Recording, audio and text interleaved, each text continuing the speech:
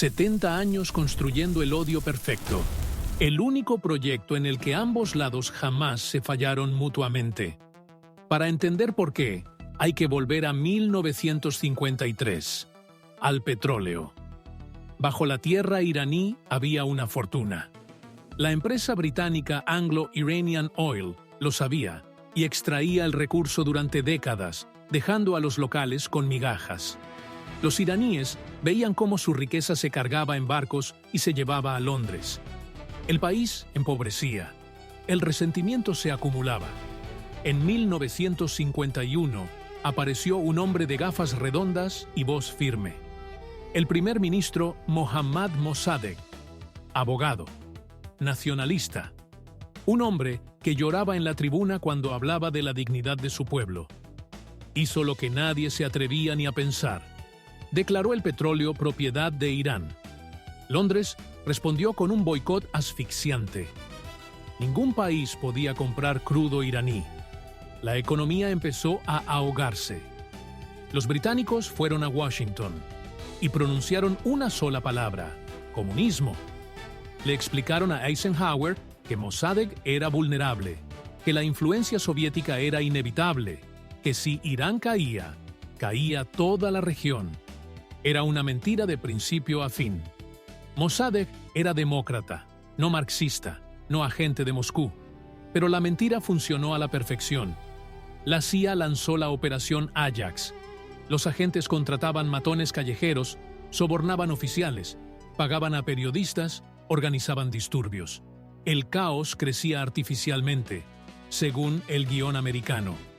El 19 de agosto de 1953, el ejército arrestó al primer ministro. El Shah Mohammad Reza Pahlavi regresó al trono, a bordo de un avión fletado por la CIA. La policía secreta Savak trabajaba sin descanso. Entrenada por instructores de la CIA y del Mossad israelí, no dejaba rastros. Solo casas vacías y expedientes cerrados. Periodistas, estudiantes, clérigos, cualquiera que hacía preguntas incómodas, desaparecía. Washington conocía cada detalle y callaba. A cambio, el país recibía dinero del petróleo. El Shah construía carreteras, hospitales, universidades. Por fuera, modernización. Por dentro, una prisión a cielo abierto. El progreso existía, solo que su cimiento eran las vidas rotas de otros. 25 años de ese gobierno. 25 años de rabia acumulada. El ayatolá Jomeini pasó década y media en el exilio. Grababa casetes con sermones y los introducía de contrabando en su país. El mensaje era simple como un puñetazo. El Shah es una marioneta de los extranjeros. La revolución no es política, es una obligación ante Dios. En enero de 1979, el Shah huyó, para siempre. El 1 de febrero, Jomeini aterrizó en Teherán. 5 millones de personas salieron a las calles. La República Islámica nació con una herida que no cicatrizaba. Nunca más. Ningún gobierno extranjero decidiría el destino del pueblo iraní. Esa herida tenía nombre: Washington. Noviembre de ese mismo año.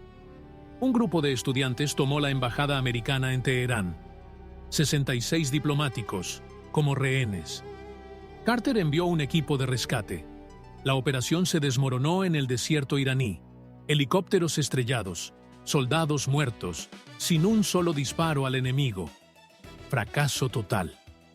Los rehenes fueron liberados el día de la inauguración de Reagan. Como si Jomeini hubiera elegido el momento a propósito para que la humillación de Carter fuera lo último que recordara en el cargo.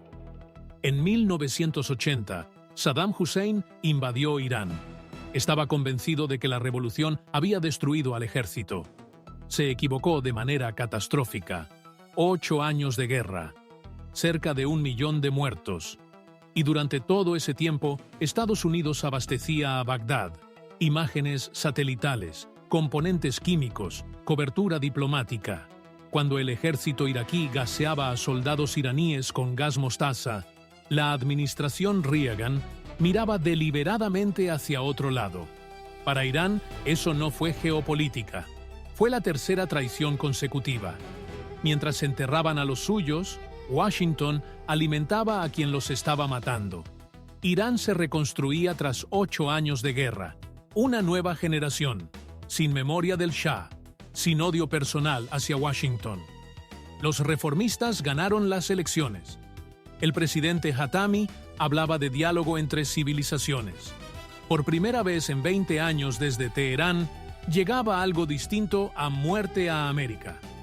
Washington no respondió. No porque no escuchara, simplemente no le interesaba. Luego, septiembre, las torres, el humo, 3.000 muertos. Irán no tuvo nada que ver con los atentados. Al-Qaeda es una organización sunita. Irán es un estado chiita. Entre ellos no hay diferencias políticas, es una guerra teológica. Teherán expresó sus condolencias. Los iraníes ayudaron discretamente en los primeros meses de la campaña afgana. Tenían sus propias cuentas pendientes con los talibanes mucho antes de Nueva York.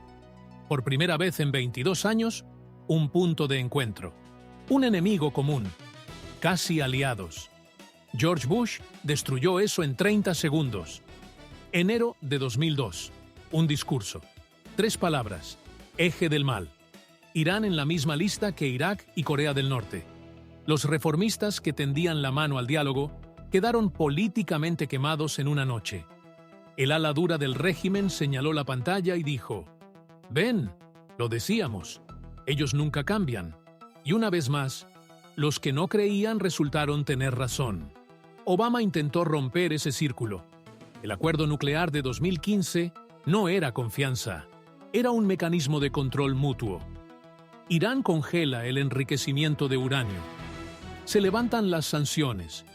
Por primera vez en 36 años, un resultado diplomático real. En 2018, Trump abandonó el acuerdo de manera unilateral. Las sanciones regresaron, más duras que antes. El rial iraní se desplomó un 80%. Irán retomó el programa nuclear. Noche. Aeropuerto de Bagdad. La 1 de la madrugada. Trump había salido del acuerdo nuclear en 2018. Irán respondió. Empezó a atacar petroleros en el Golfo Pérsico, a golpear bases americanas a través de milicias aliadas. 2 años de guerra lenta y no declarada, sin nombre, sin declaraciones. Luego Washington decidió poner punto final. Qasem Soleimani volaba desde Damasco. Un vuelo ordinario, no se escondía, se creía intocable. 20 años en las sombras, 20 años sin un solo atentado. Cuando el avión aterrizó en Bagdad, ya lo tenían en la mira.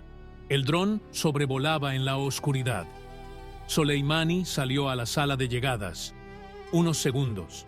El golpe. No era simplemente un general, era el arquitecto. El hombre que durante 2 décadas construyó la presencia iraní desde Beirut hasta Kabul. Milicias en Irak, Assad en Siria, Hezbollah en Líbano. Elimínalo y se desmorona la mitad de la política exterior iraní. Eso pensaba Washington. Teherán pensaba distinto. 3 días después, Irán lanzó misiles balísticos contra bases americanas en Irak, no a través de intermediarios, no a través de milicias, directamente. Por primera vez en 40 años, un ataque abierto del ejército iraní contra objetivos militares americanos. Antes del lanzamiento, Teherán avisó a Bagdad para que pudieran evacuar parte del personal. No fue un gesto de misericordia, fue un mensaje. Elegimos no matar. Hoy, la próxima vez la elección puede ser otra. La guerra no estalló, pero el borde del abismo estuvo más cerca que nunca en 70 años. Hoy Irán tiene suficiente uranio enriquecido para varias bombas. Israel habla de un ataque. Washington dice que no lo permitirá. Teherán dice que nadie le dictará su política de seguridad. Y en la base de todo esto, 1953. Hace 70 años. El petróleo, la mentira, el avión de la CIA. El conflicto le conviene a ambos poderes. Los halcones en Washington necesitan un enemigo en el este. Los clérigos en Teherán necesitan un imperialista en el oeste. Sin ese enemigo, la construcción entera del poder de unos y otros se derrumba. Pagan siempre los mismos. Solo cambian sus nombres.